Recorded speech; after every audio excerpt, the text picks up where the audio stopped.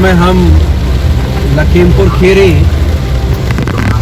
और पीलीभीत के national highway 73 पर हैं।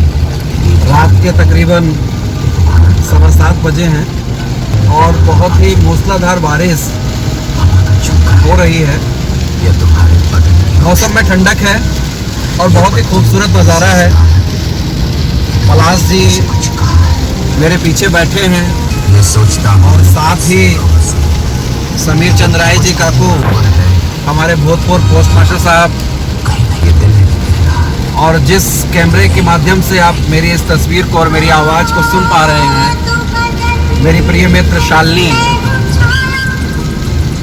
बिल्कुल परिचालक की सीट पर है और बहुत खूबसूरत नज़ारा सामने फ्रंट का है।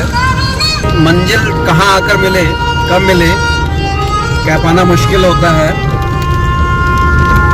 साथ साथ चलते रहिए, बढ़ते रहिए और मुझे लगता है कि रास्ते ज़रूरी हैं, सफ़र ज़रूरी है। ठहर जाना इंसान की फितरत में होना नहीं चाहिए, क्योंकि ठहर जाना एक तरीके से जड़ता का प्रतीक है। चलते रहना, गतिमान रहना आपकी जिंदगी एक पहचान है। ये सामने ट्रक, इसमें लिखा है कि दम है तो पार कर वरना बर्दाश्त कर। ये पुराना डायलॉग है ट्रक वालों का। और एक ज़माने में जब मनोरंजन के बहुत सारे साधन नहीं हुआ करते थे, तब इस तरीके से ट्रक पर जो स्लोगन हुआ करते थे, बस पर जो वाक्य लिखा रहते थे, जल मत बराबरी कर, ये भी इस ट्रक पर लिखा है आगे। तो मुझे लगता है कि मनोरंजन का एक बड़ा साधन ये हुआ करता था। शेर व शायरी में लोग बात करते थे। सफ़र बेहतरीन है और हम लोग पहुँचे थे पीलीभीत जनपद के पूरनपुर तहसील के ग्राम चंदिया हजारा, जो कि बंगाली विस्थापितों का, शरणार्थियों का गांव है। और इस गांव की स्थापना 1976 में हुई थी। 1951 में 50, 51, 52 में बंगाली शरणार्थी पूर्वी पाकिस्तान से विस्थापित होकर भारत की शरण लिए थे। तमाम कैंपों में 10 साल जीवन गुजारने के बाद बहुत ही बेतरतीब तरीके से और बहुत ही उदासीन और सरकार की गैर जिम्मेदाराना पुनर्वास की व्यवस्था की मार आज भी बंगाली विस्थापित लोग झेल रहे हैं, जिसका एक उदाहरण चंदिया हजारा गांव भी है। यहाँ पर तकरीबन 13 गांव हैं जो 1976 से 1980 के बीच में बसे हैं। और इन लोगों का जो अलॉटमेंट है वो 2.5 एकड़, 2 एकड़ और उसके बाद 1 एकड़ में तब्दील हुआ। कई सारे गांव ऐसे हैं जो भूमिहीन बंगालियों के हैं। स्थिति बहुत ही नाजुक है। पलाश जी से मैं कहना चाहूँगा कि इस चंदिया हजारा गांव में जहां आप पहुंचे हैं, उसके बारे में जरा कुछ आप बताइए कि आप क्या महसूस कर पाए हैं आज। ये तो बंगाल के बाहर 22 राज्यों में जो बंगाली शरणार्थी बसाए गए हैं पहाड़ों और जंगलों में, उसका ये मॉडल है। किन परिस्थितियों में बसाए गए, कितनी प्रतिकूल परिस्थितियों में बसाए गए, उसका उदाहरण है। यह जो इलाका है घना जंगल है और ज़मीन फॉरेस्ट डिपार्टमेंट की है, जो रेवेन्यू विभाग को नहीं ट्रांसफ़र हुआ और इस ज़मीन का पट्टा भी नहीं दिया गया। कोई कागजात इनके पास नहीं है, स्कूल नहीं है, चिकित्सालय नहीं है। सिर्फ गन्ने की फसल होती है, बाकी फसल बाढ़ में डूब जाती है। शारदा नदी बहुत नज़दीक है। शारदा नदी के पानी से 13 के 13 गांव हाजरा चांदुआ से लेके गोबिया सराय कुटिया कबर तक ये शारदा नदी की जद में है। तो ये पुनर्वास की रस्म अदायगी है। तो यहाँ बुनियादी सुविधाएं एकदम नहीं है। निश्चित तौर पर पलाश जी आप ठीक कह रहे हैं कि बुनियादी सुविधाओं का अभाव है।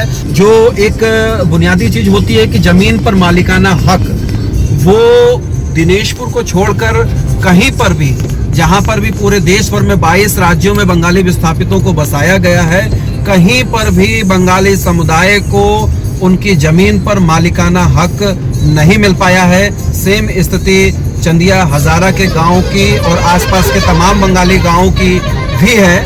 हम म्यूजिक के साथ हमने चूंकि बात शुरू की थी और म्यूजिक चल भी रहा है क्योंकि संगीत जीवन में जरूरी है। समीर चंद्राहे जी हमारे साथ काकू मौजूद हैं। आप भूतपूर्व पोस्ट मास्टर साहब रहे हैं और आज की इस यात्रा को पूरी तरीके से आपने सपोर्ट किया है, हमको यहाँ लेकर पहुँचे हैं। मैं चाहूँगा कि इन गाँवों में घूमने के बाद, चूँकि पहली बार आप भी चंदिया हजारा जैसे पिछड़े बंगाली गांव में आप आए हैं, क्या कहना चाहेंगे समीर राय जी? मेरा कहना ये है कि जो तमाम बंगाली यहाँ रहते हैं उनको मूलभूत सुविधाएं सरकार ने अभी तक उपलब्ध नहीं कराई है, ज़मीन के कागजात मुहैया नहीं कराए हैं और जिस वजह से इनको सरकारी कोई सुविधा नहीं मिल पा रही है।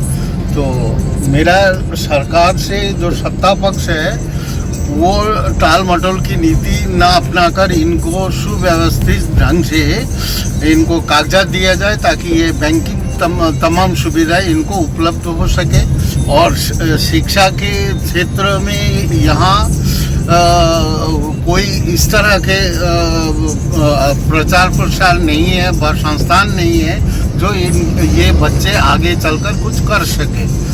इसलिए यहाँ स्कूल यानी शिक्षा और अस्पताल ये बहुत ज़रूरी है और रास्ता, लाइट ये वगैरह की ज़रूरत है। शालिनी हमारे साथ मौजूद है। आप अपना ओपिनियन रखिए कि इस गांव में आकर आपको किस तरीके से लगा, क्या लगा? मेरा फर्स्ट विजिट था इस तरह का, जो इंटरव्यूज हैं और जो बंगाली विस्थापितों का गांव है। हालांकि मैं रुपेश जी के साथ पहले भी गई हूँ कुछ गाँव में, पर जो स्थिति यहाँ पे है उतना इंटीरियर शायद और कोई गांव मैंने अभी तक नहीं देखा है। हम लोग इससे पहले भी बिलासपुर के पास कुछ गांव में गए थे और दिनेशपुर के पास जो बसाहट है वहाँ पे हम लोगों ने विलेजेस देखा था। जो बंगाली जो मार्जिनाइज्ड कम्युनिटी है उन लोगों का जो विलेजेस है वो मैंने देखा था।